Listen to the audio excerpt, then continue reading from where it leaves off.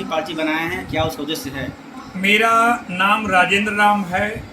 मैंने एक नई पार्टी का गठन किया है, उसका नाम है अंबेडकर बहुजन समाज पार्टी। मैं उसका राष्ट्रीय अध्यक्ष हूँ। सारी तैयारियां पूरी कर ली गई हैं।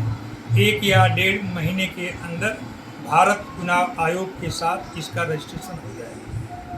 अभी भी चुनाव बीता है, उससे आपको क्या मिला प्रेरणा कि आप नई पार्टी बनाने की आप सोच लिया? मैंने निर्दल प्रत्याशी के रूप में चुनाव लड़ा, तो ये मैंने महसूस किया कि निर्दल जो आता है वो तीसरे नंबर पर आता है, उसका चुनाव चिन्ह भी तीसरे नंबर पर होता है। पहले प्रेफरेंस जो मान्यता प्राप्त पार्टियां हैं उनका नाम सिंबल आता है, दूसरे पर रजिस्टर्ड पार्टी का होता है, लास्ट में निर्दल का होता है। तो इसलिए मैंने फैसला किया कि मैं एक नई पार्टी का गठन करूं, और वो गठन हो चुका है और उसकी तैयारियां कंप्लीट है। 1 या 1.5 महीने के अंदर रजिस्ट्रेशन हो जाएगा। देश में जो नई सरकार आई है उस पर आपको क्या कहना है? देश की ये नई सरकार ये कमज़ोर सरकार है, एनडीए की सरकार है। अब इसको मोदी सरकार नहीं कहेंगे, इसको हम बीजेपी की भी सरकार नहीं कहेंगे। ये 2 बैसाखी, एक नीतीश कुमार और चंद्रबाबू नायडू के ऊपर ये निर्भर है। जब ये लोग समर्थन वापस लेंगे ये सरकार कभी भी गिर सकती है। संविधान खतरे में है, इसको लेकर बहुत सारे दावे किए गए। एकदम जो देश की जनता ने सही किया। अब इनके पास में 2/3 बहुमत नहीं है, सिंपल मेजोरिटी नहीं है, 240 सीट हैं। यदि ये संविधान में संशोधन करना चाहेंगे मूल प्राविधानों में, तो इनको 2/3 की बहुमत नहीं है। इसलिए संविधान में संशोधन करना इस पार्टी के लिए असंभव है। दलित आदिवासियों का शोषण ज़्यादातर इस सरकार में हुआ है। हाँ, ये जो मोदी सरकार थी या बीजेपी सरकार थी, ये पूंजीपतियों की सरकार थी। ये पूंजीपतियों के पैसे से ये जो इलेक्टोरल बॉन्ड से चलती थी, चुनाव जीते थे। ये सामंतवादी मनवादी विचारधारा के मानने वालों की सरकार थी। इसमें SC ST OBC माइनॉरिटी के लिए कोई जगह नहीं। बेरोजगारी और महंगाई पे अंकुश लगेगा। ये तो सरकार दबाव में है। यदि ऐसा नहीं रहा तो अभी जो 2027 में विधानसभा का चुनाव है, शायद ये बीजेपी हार जाए और इंडिया गठबंधन की सरकार यूपी में बन सकती है। इसलिए हो सकता है कि कुछ फैसले लोग मजबूरी में लें। नई पार्टी कैसे आप आगे बढ़ाएंगे? इस पार्टी का मैं लॉन्च दिल्ली या इसका प्रथम अधिवेशन लखनऊ से करेंगे, और जितने लोग जो अम्बेडकरवादी हैं, जिसको बहुजन समाज पार्टी से निकाल दिया गया, वाम से DS4 में काम किए, जिसको पैसा लेके न रहने के कारण उनको टिकट न मिला, उन सारे लोगों को, देश के लोगों को इस हम पार्टी में जोड़ेंगे। और ये मेरा वादा है कि हम पैसे लेके किसी को टिकट नहीं बांटेंगे। क्या कमी लग रही है कि बीजेपी सत्ता में नहीं आएगी इस बार? यदि बीजेपी सत्ता में, यदि मोदी देश के प्रधानमंत्री हैं, तो इसके लिए 100% बहन मायावती जी जिम्मेदार हैं। यदि वो गठबंधन में शामिल होती तो बीजेपी की 25 सीटें कम हो जाती और यहाँ पर सरकार इंडिया गठबंधन की पड़ती, यहाँ पर एनडीए हार जाती। लेकिन बहन जी की जिद है कि जिसके कारण वो ये सरकार बनी और 20-25 सीटें यूपी से भारतीय जनता पार्टी ने अधिक जीत ली। सरकार बनी है, क्या यह सरकार चला हुआ है, टिका हुआ है? ये सरकार तो अभी 6 महीने तक कोई दिक्कत नहीं आएगी, लेकिन 6 महीने के अंदर खींचातानी आएगी। और इतिहास रहा है कि जब भी गठबंधन की सरकार रही है, 1 साल 2 साल 3 साल के बाद ये सरकार भंग हो गई। यही बात 1977 में जनता पार्टी की सरकार, वो भी 2.5 साल में गिर गई। देव गौड़ा, चंद्रशेखर, गुजराल, सारी सरकारें गठबंधन की बनी और कोई भी गठबंधन की सरकार 5 साल नहीं चली। ये भी सरकार 5 साल चलने वाली नहीं है।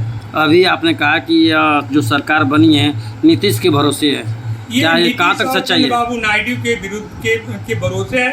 12 जो लोकसभा की सीटें हैं नीतीश कुमार के हैं, जनता दल यू के, और तेलुगु देशम के 16 हैं, दोनों मिलके 28 होते हैं।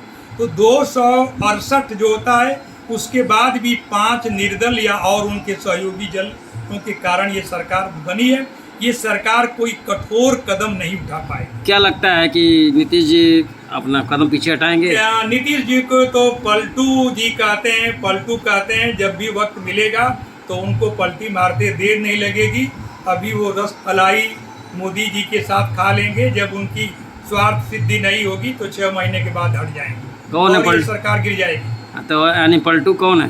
पलटू जो है नीतीश बाबू हैं, वो पलटू हैं। कभी वो एनडीए में रहते हैं, कभी यूपीए में रहते हैं, कभी वो लालू जी के से समझौता करते हैं, कभी वो बीजेपी से करते हैं। तो उनको 25 साल से तो हम लोग देख रहे हैं, वो पलटू हैं, चाचा हैं। वो उनका नाम जो है लालू जी का परिवार पलटू चाचा कहा है, तो मैं भी उन्हें पलटू चाचा ही मानता हूँ। एनडीए 400 पार चिल्ला रही थी, क्या वजह रहा कि ये सीट घटी? 400 नहीं, वो साइकोलॉजिकल वार है। चुनाव जीतने के लिए उन्होंने कुछ कारपोरेट को ले लिया, कुछ गोंदी मीडिया के साथ बिक गए थे पत्रकार और चैनल, जो झूठे एग्जिट पोल, ओपिनियन पोल के बाद वो 400 सीटों का नारा लगा रहे थे।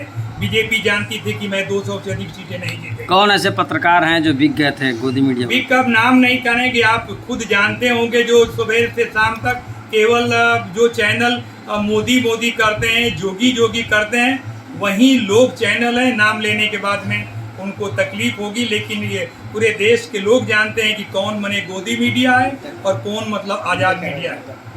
आपका मुद्दा क्या रहेगा? आपने जो पार्टी बनाई है, मुद्दा क्या मेरा होगा? मुद्दा जो डॉक्टर अंबेडकर के जिस सिद्धांतों को, स्वतंत्रता, समानता, भ्रातृत्व की और सेकुलरिज्म, इनकी 3-4 सिद्धांतों को लेकर ये पार्टी बनी है। मेरा है कि भारत के सारे नागरिक एक समान हैं, सारे आज़ाद हैं, और हम अंबेडकर चाहते थे कि भारत में समतामूलक समाज की स्थापना हो और वर्ण विहीन, जात विहीन समाज की स्थापना के लिए इस पॉलिटिकल पार्टी का गठन किया। एक तरफ बहुजन समाज पार्टी है, बसपा है, एक तरफ बहुजन मुक्ति मोर्चा पार्टी है, एक तरफ चंद्रशेखर रावत की पार्टी है, तो कैसे अपने समाज को जोड़ पाएंगे अपने पार्टी से? तो जोड़ पाएंगे। चंद्रशेखर जी तो अपने पश्चिमी यूपी में लगे हैं, उनसे मेरी बात हुई है। मैं पूर्वी यूपी में हूँ। हम लोगों का दृष्टिकोण एक ही है कि यदि अब बीजेपी के हाथों में बहुजन समाज पार्टी खेल रही है, उनका 9% केवल वोट रह गया। कभी बहुजन समाज पार्टी का वोट जो 2019 में करीब 29% था, फिर जाके 19% 2022 में हुआ और 2024 में 9%। दलित का 9% में केवल 4% है। एक आखिरी सवाल, क्या वजह रहा कि लोकसभा चुनाव में बहन कुमारी मायावती जी ने खुलकर नहीं आई? उसके 2-3 रीजन हो सकते हैं। या तो वो ईडी, सीबीआई या भाई भतीजे को जेल जाने से बच रही हैं, दबी हुई हैं, या इसके सिवा मेरे समझ से कोई कारण नहीं हो सकता है। यही कारण है कि उनके भाई भतीजा जेल में रह जाएंगे या डरती हैं। जो आत्मबल अंबेडकर में था, कांसीराम में था, वो आत्मबल आज सत्ता विहीन है तो नहीं है। Okay sir, thank you.